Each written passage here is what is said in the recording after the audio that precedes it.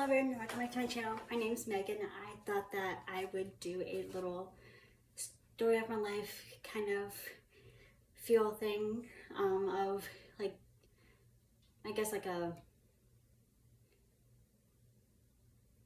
how I became the person I am today. But I have my little notebook. I got a couple pages of my story. Sorry, I'll be reading from here, just because like I thought I'd write it down on paper so that it'd be easier to explain and things like that.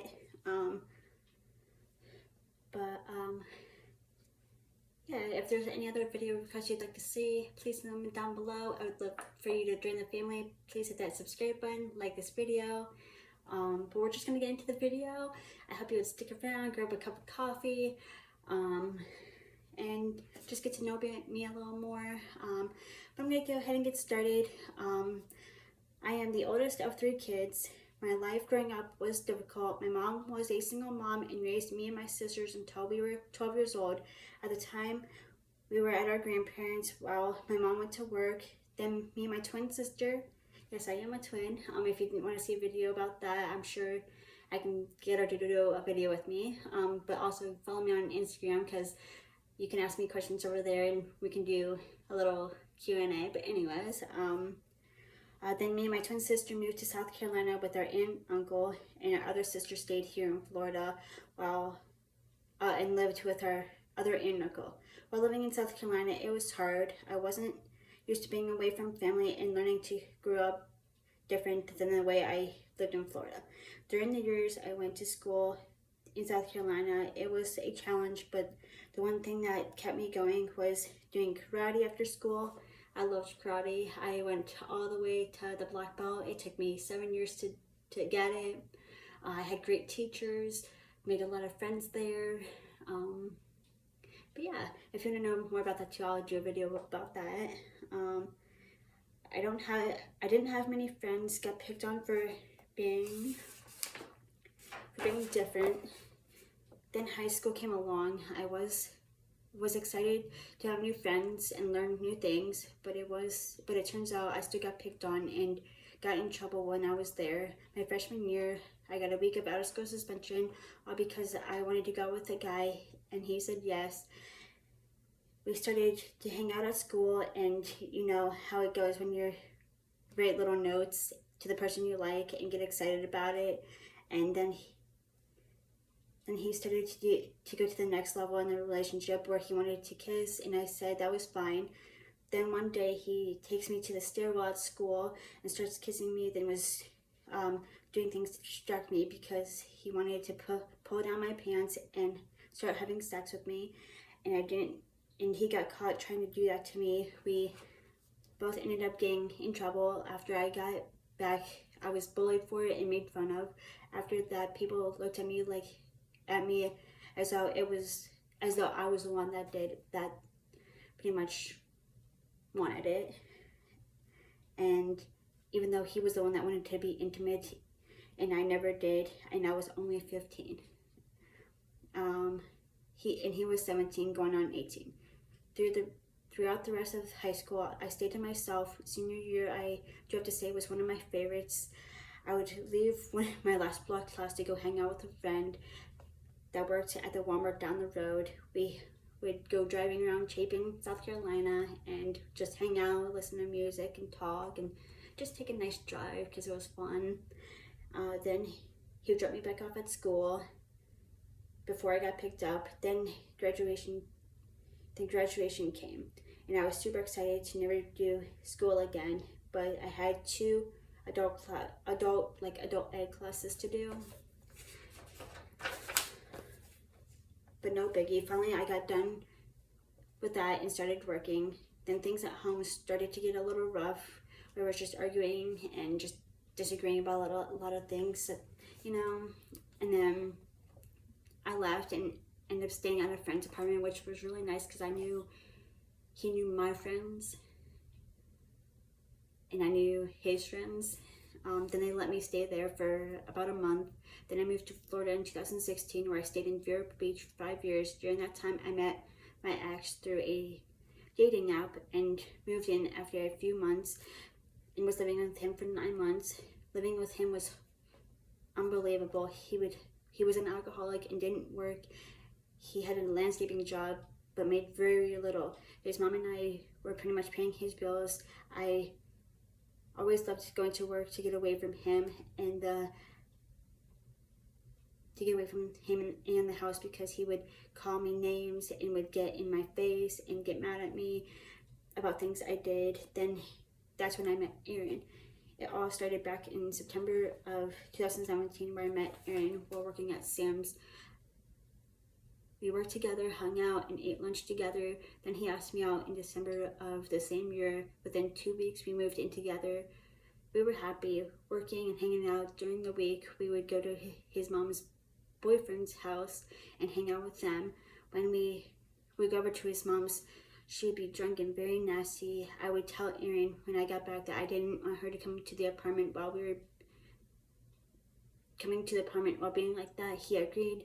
Then his mom's boyfriend wanted her to move out because of how bad her drinking was and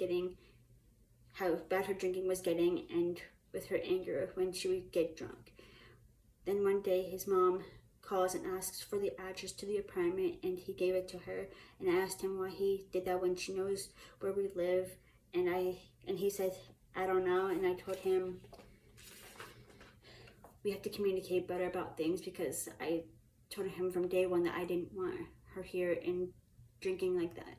Then one day Aaron told me that she was moving in with us because she had nowhere else to go, and I told him that that's not our problem. She needs to grow up and be an adult. Then I started to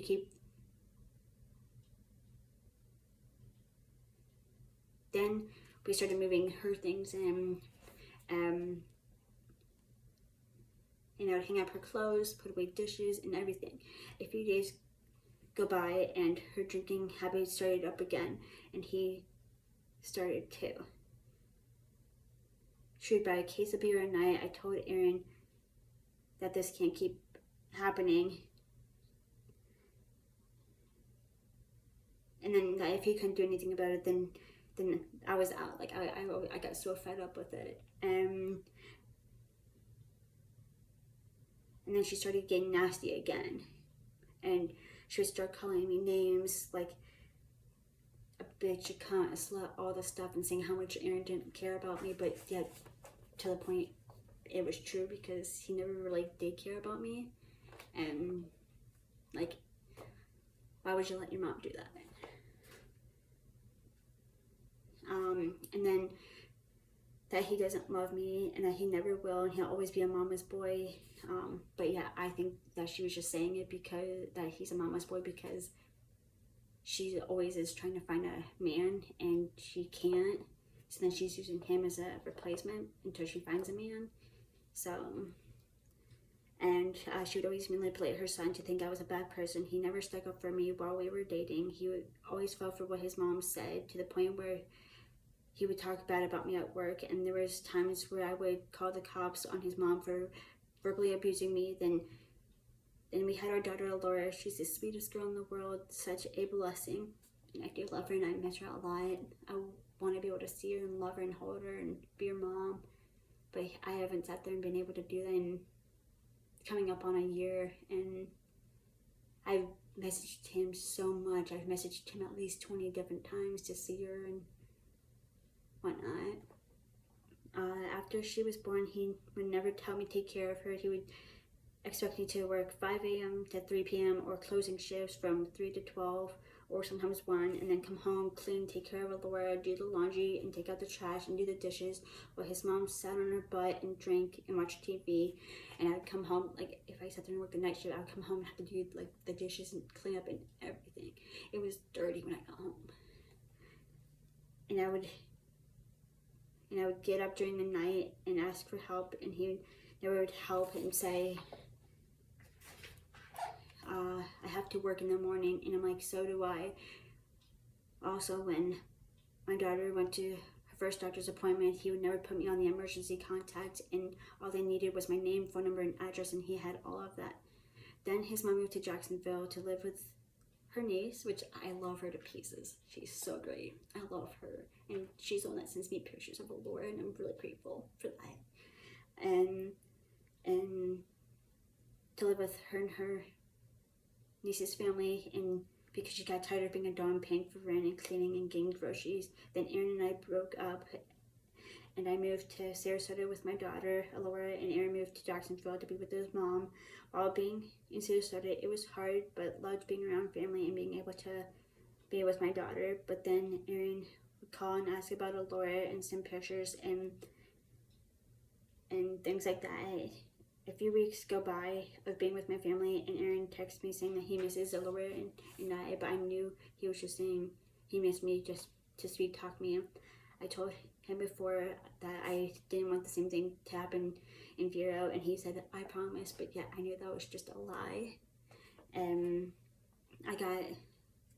I moved to Jacksonville with them, and I get up there and everything was okay. Then his mom started up with her drinking and rolling her eyes and calling me names and how much of a bitch I was, and saying just because your mom, Alora's mom, doesn't mean you're part of the family, and like, what does that have to do with anything?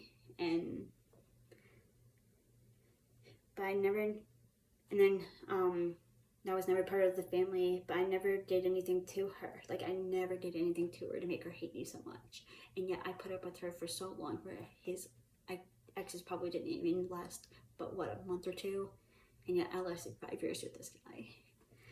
And I was there with the kids and doing everything like to help out, like whether they needed help there, like doing the laundry or, you know, just watching the kids. Like, I didn't mind that. I loved it. It was fun. And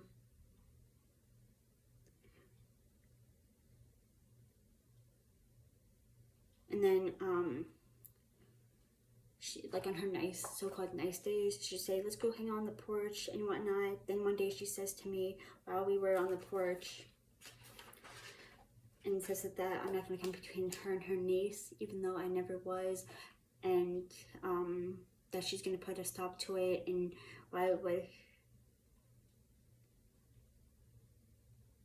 then I asked myself, why would she have to put a stop to it is the real question. Is it because she doesn't get what she really wants, or because she knows how she's acting now?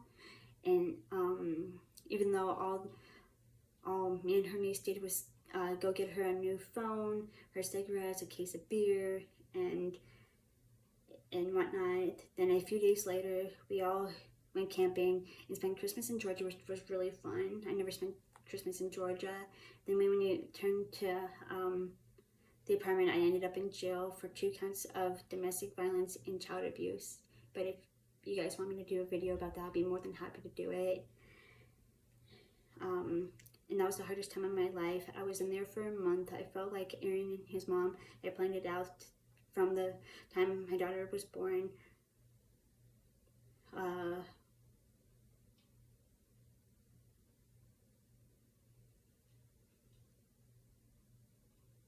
Then I was finally released on January 31st, a day after my daughter's birthday. It kills me inside that I wasn't able to see my daughter, hold her, love on her, and even be her mom.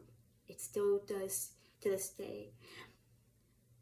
When I was released, I was given a no contact order for them, and except for my daughter Laura, all the charges were dropped a week later. Then Aaron calls and says that he still loves me, and I said, no, you don't, because if you did, I wouldn't have ended up in jail. Since then, I've been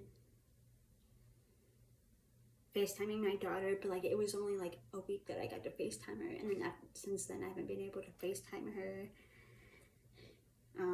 But then he stops replying to me. Then he starts dating this one girl and whatnot, and I moved on from him because I got so tired of the back and forth of I love you to I don't love you to I love you to I would never kick my mom out and this and that. But it's like, if you really loved me, then it'd just be us, like you keep telling me. And then I just kept working at Lowe's and improving my life for my daughter, and I still ask about my daughter regularly. and I still get no response from him, but I would always fight for to have a relationship with my daughter. And to fill that void, I've gone on dating apps and things like that, and I'm not proud of them. And I mean, I live and I learn, and I can say right now I'm okay with just being by myself, just having friends and like a couple friends from work, and that's it. I don't go on dating sites or anything anymore. I'm perfectly okay just by myself. But if there's anything that you guys want me to do a video on, just from learning my backstory, I'd be more than happy to make it. Just leave it down below. I can also see if my sister wants to do like a twin tag type thing and whatnot. But hopefully you guys enjoyed and learned a little bit more about me.